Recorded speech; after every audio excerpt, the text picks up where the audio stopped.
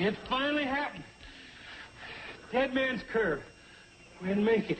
You wrecked her? Run off the track? Was anyone hurt? Only the poor old Cannonball.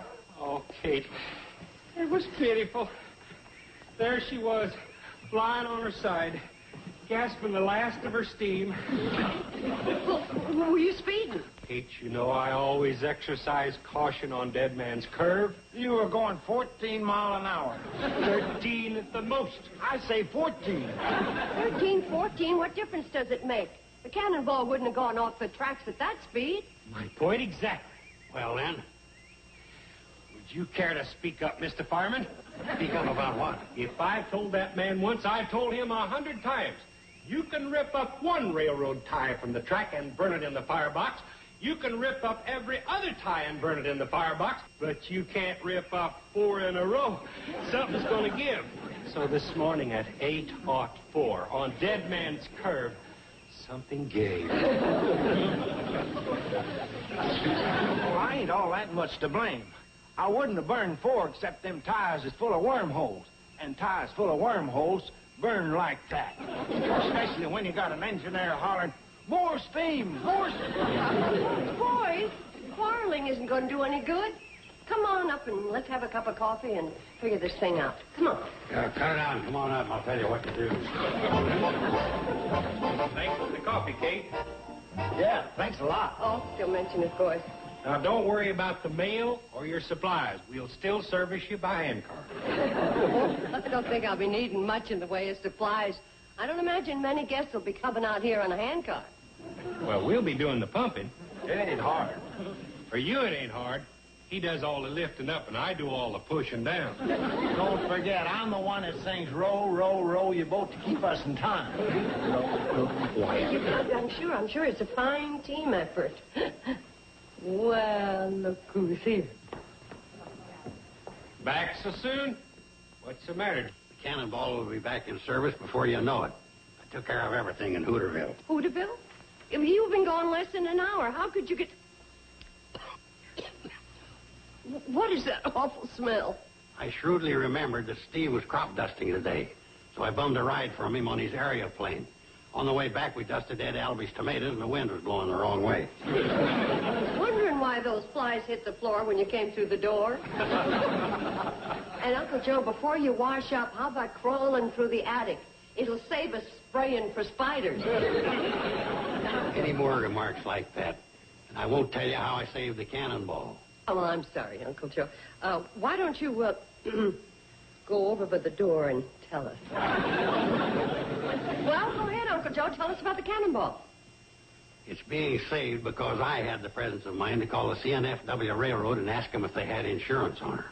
Well, if they have, it's sure news to me. Well, then it's sure news to you. They not only have insurance, but they're going to take care of the whole $300 damages right away.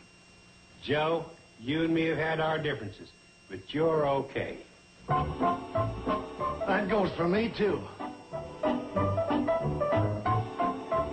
What's the matter, Kate? Well, I don't know that it was such a good idea calling the CNFW. It's liable to bring Homer Bedloe down on us again. Oh, Kate, Homer Bedloe ain't coming clear out here for no measly $300. Homer Bedloe come clear out here for a measly 3 cents. I don't buy it. Tell you what, I'll go swimming at daybreak in the water tower, ice and all, if he comes out here.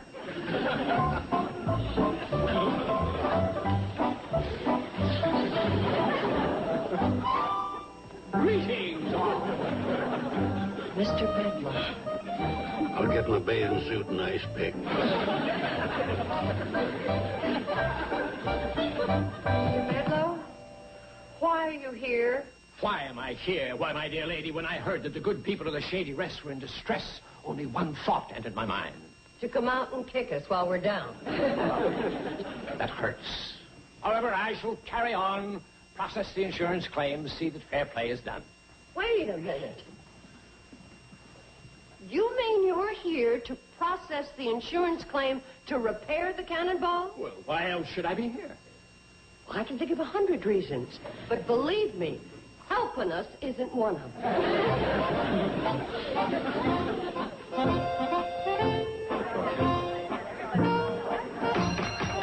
Order, please. Order in the court.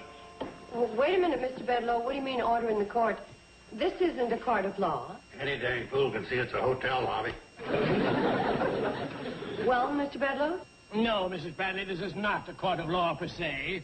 It is rather a quasi-official inquest into the causes, responsibilities, and delinquencies, if any, pertinent to the derailment and subsequent suspension of service of the common carrier known officially as the CNFW number 8, or unofficially or colloquially as the Cannonball. What'd he say? I don't know, but he sure said it good. We ought to have him give a talk at our lodge meeting. Now, we're all here for the purpose of processing the claim so vital to the resumption of rail service in this lovely little valley. Kate, it looks like he's really trying to help us. What do we do? Well, we give him the benefit of the doubt, and we cooperate with him to the best of our ability, stand behind him foursquare, and watch him like a hawk. Now then, were there any witnesses to the accident?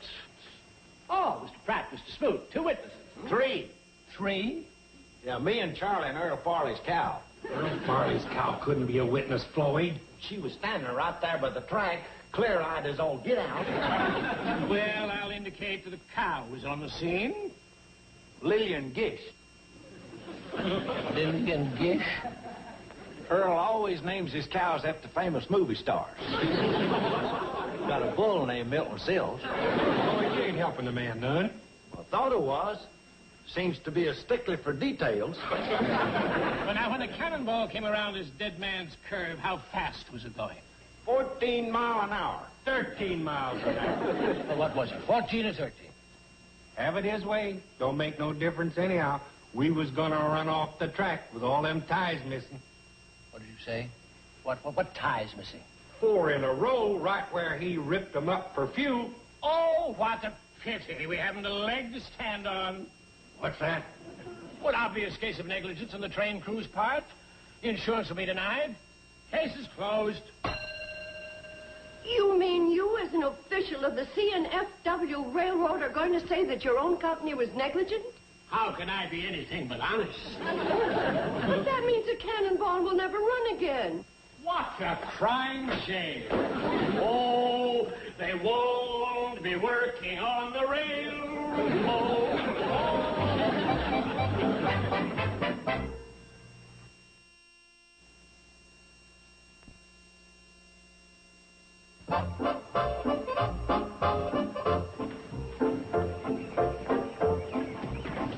Why, Mr. Bedloe, you still in Hooterville? Yes, I'm still here. When does that Andy Parker's jitney service leave for Springfield? Supposed to have left 20 minutes ago. Yeah, maybe he did. I've been here for 30 minutes. Don't take much to make you lose your charm, does it? Say, Kate, as long as you call this meeting, why don't you take over? Oh, thanks, Sam. Well, I'm going to make it short and sweet because you all know what it's about. The Cannonball is broken down, and it's going to cost $300 to fix her up. Now, Uncle Joe and I went to the A&K Foundry today, and they seem to understand our problems. First, I offered to put up the Shady Rest as security, but I ran into a little bad luck. They asked to look at my books. Now, the one thing we all want to do, I'm sure, is to save the Cannonball. Rucker, you got a phone number for this alleged jitney service? Sure, it's written down right alongside the phone over there. In the form of a note signed by all of us. In other words, if 10 of us put up $30 or the equivalent amount in the form of a note, we've got the Cannonball back. Now, what do you say? I, for one, think it's a great idea. Well, for 2, we second the motion. Well, let me see a show of hands for cash or security. Ladies and gentlemen, we have just saved the Cannonball.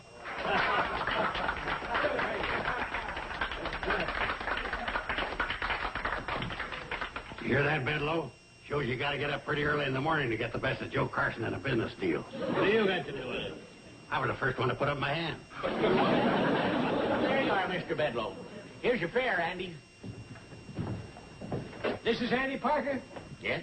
Been here all the time? Yeah. What was I trying to get him on the phone for? Well, that's your business. Why didn't you tell me he was here? You didn't ask me. I'll be glad to get rid of you people that I... Well, now what's happened? Where's he gone? Who, Andy? Oh, he's probably out warming up his jitney. He don't hold much with folks that stand around ranting and raving. Charlie, Floyd, I'd like to talk to you a minute. Sure, Ben. Why, we're always glad to talk to one of our backers, Ben. It's about the Cannonball picking up my apple crop. Yeah? Well, we always pick up your apple crop, Ben. Always. Yeah, but I'd like it done a little different from now on. Oh? Yeah, from now on, instead of me lugging all the crates to the crossing, I'd like you to make a stop at the end of each row of trees. Golly, Ben, that'd be a lot of stopping and going. Well, could be. But when you're part owner of a train, you've got a right to request a certain amount of stopping and going. Well, I don't know about that, Ben. Would making it an order instead of a request clear things up for you? An order? You heard me. And so did I. Boys, from now on, when you make your afternoon run, I'd like for you not to blow your whistle at my crossing. Not blow the whistle in the crossing? It makes my cows skittish. Boy, I don't know for a train not to whistle at a crossing. Now, you just hold your horses. It's my crossing and partly my train. So you just consider that an order, too. Come on, Ben. Yeah, a double order.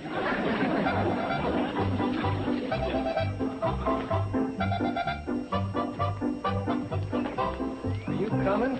That jitney's just sitting out there burning up the gas. No, my good man, I think I'll stay on here for a few days after all. Well, suit yourself. Oh, that lovely dissension. Here, girl. Just stretch this out across there.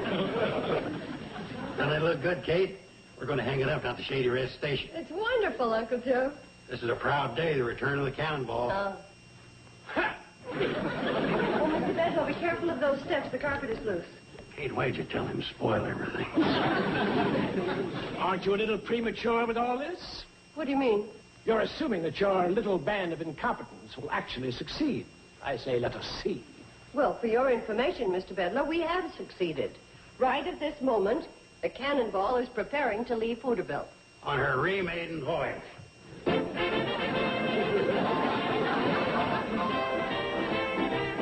Big day, Charlie. Yeah. Have a cigar. Have a cigar. Oh, Andy, have a cigar.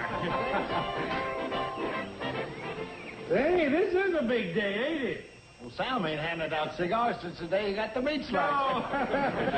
Come on, fellas, let's get aboard. Okay. Say, just a minute. You men aren't going on our Cannonball smoking those cigars. Now, Maud, what right have you to give an order like that? The right of a stockholder. Well, we're all stockholders, too. Yeah. Well, this train is not leaving until this matter is settled. You're the conductor. You settle it. Now, Floyd, it seems like you're the logical feller. Yeah.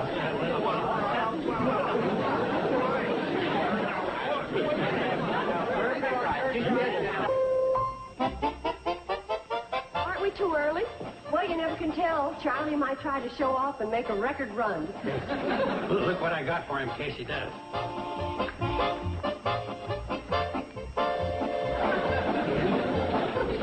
What is it? That's something I saw on TV, where the good car crashes through, see, and beats the bad car. What's with you? I was just thinking, what if the paper's too tough for the Cannonball to crash through? Bedlow, your radiance spreads over this valley like a swarm of locusts. Pay no attention to him. Come on, we better rehearse. For what? You'll see. All right. Ready? 1 and 2 and... Clickety-clack, clickety-clack. What's the best train on the track? Cannonball! I may need Dramamine.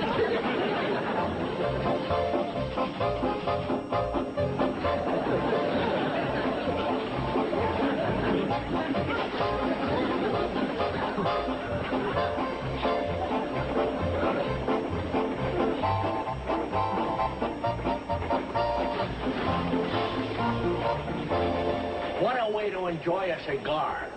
Golly, Sam, it was practically a civil war. I had to make some compromise. Well, on the basis of this, you're no Abe Lincoln. If I had my way, you men wouldn't be smoking at all. Careful, Maud, or I'll open my sack on you.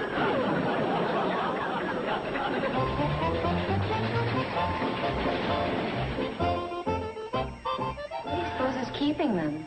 They'll be along soon. Want to rehearse your cheer again? Better not. My pom-pom is beginning to molt. Maybe the train won't come.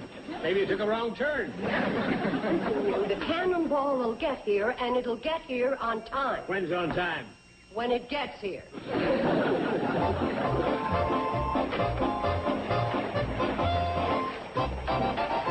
believe I'll just open this window. And I believe I'll just close it. That air smells good. It muffles my hair. Well, then take your hair off and put it in a box till we get to fish. Conductor! Come on. I'm beginning to lose my fondness for you.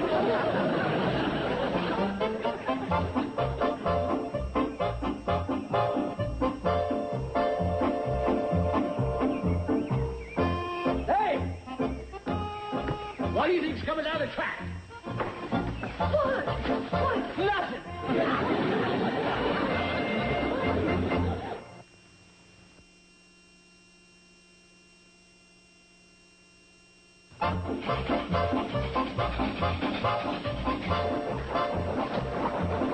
You hear that, Mr. Bedlow? That's the Cannonball. We just sound this side of Cape Smith. Watch it.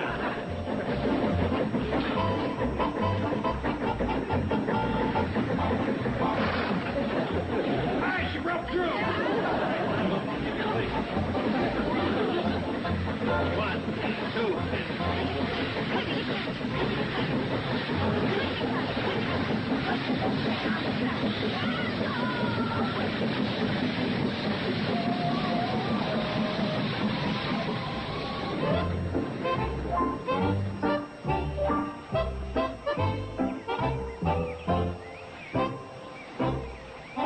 That's funny.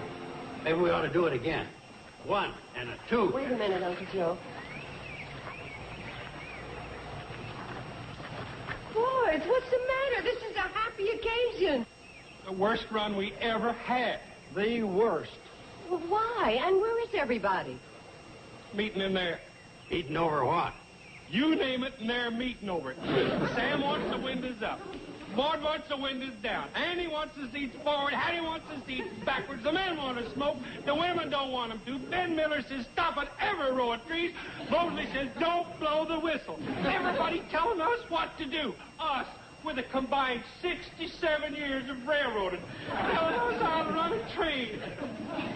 Look, girls, you go on up and fix a nice snack for everybody. And Uncle Joe, you help him, huh? Boys, give me a hand up, will you? Good thinking, Kate. Persuading's a lot easier when you're talking to a full stomach.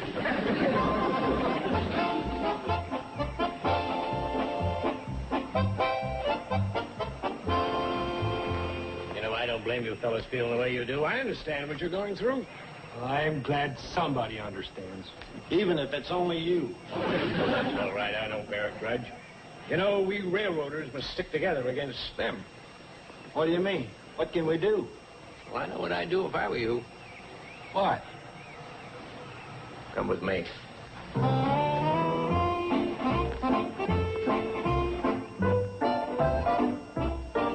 Well, I guess the sum and substance of it is, as long as any one of us owns a share, we're going to open our yaps. When we get our money back, we'll close them.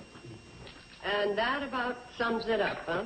Well, we can't get any money, so I guess I'll have to talk to Floyd and Charlie and see if we can get them to live with it.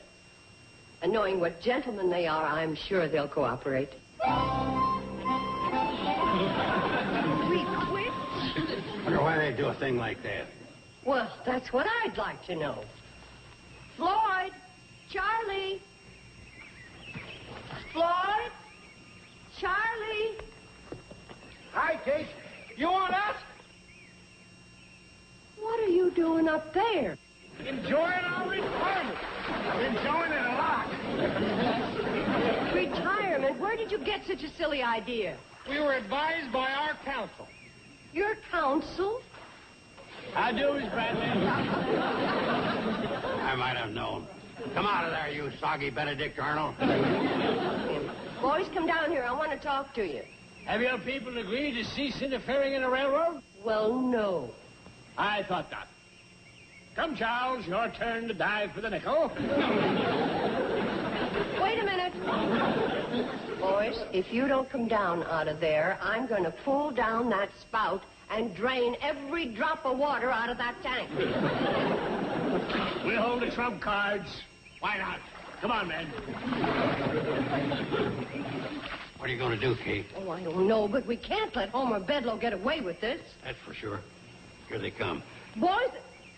Oh.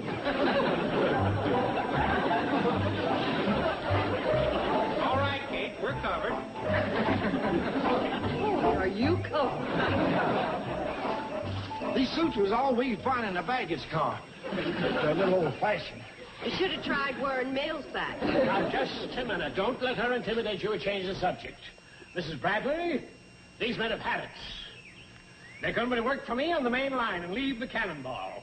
Is that true, fellas? Well, it would be nice to get back to the big time.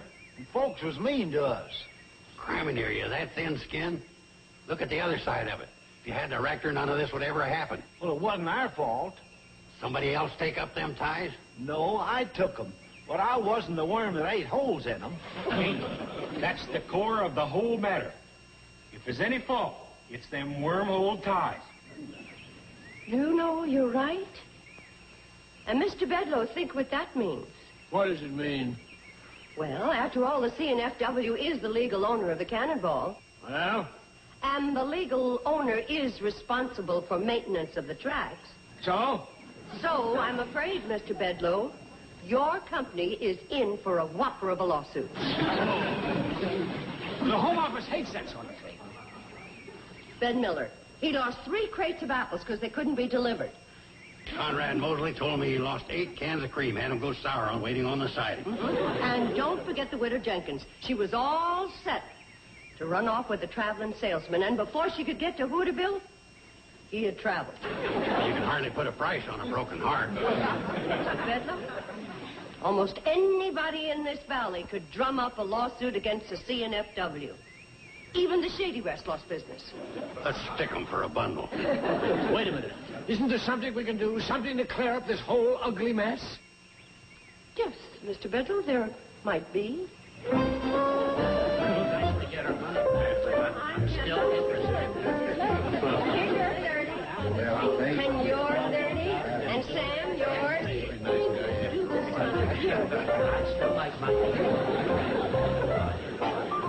Maud, here's yours.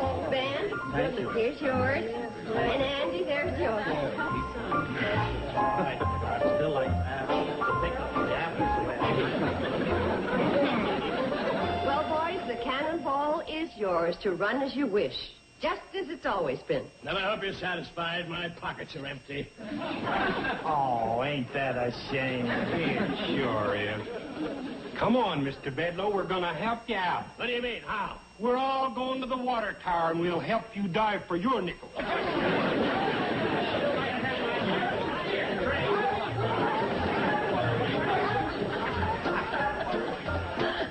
Well, Kate, I've done it again.